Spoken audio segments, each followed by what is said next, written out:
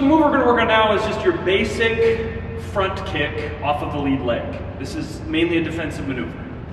So, Brittany and I are squaring off. There's a couple ways of doing this, but mainly you'll see little steps. Okay? But nothing. I can actually just lean back and keep my opponent if you were to come forward. Okay? But, so what's happening is, if I step or lean back, there's a little bit of a chamber, okay? And as the foot drives forward, my hip is moving forward. Okay? That's the motion.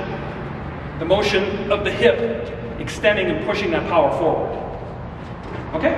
So over here, coming up. Now, here's the thing. I can use the ball of foot. The heel is more powerful, but this is mainly just a judging tool. Now, you're using the calf, okay? You can make this as basic as possible. So if you're coming in, okay? This is amazing to hit towards the knee as well. And this is, like, if we're just keeping away, okay? Real basic. And you can also go high. Okay? Like, if I want to miss your head here. Okay?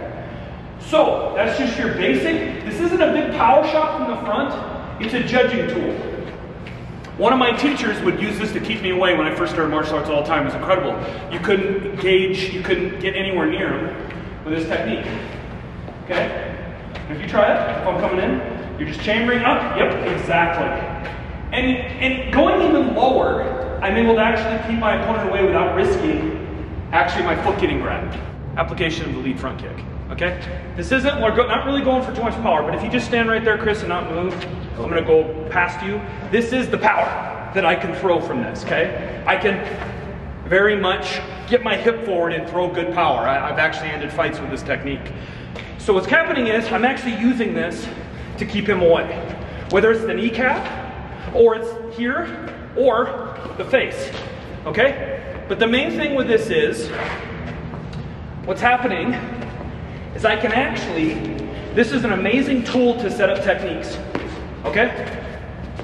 Crosses, everything. So be careful of your foot being grabbed though. You have to be really careful with using this in the street. That's why I like to throw it low, towards the kneecap, to just kind of keep away, right? This is also towards the groin. We can also apply this technique, but we want to go low, okay? Keep this, or high.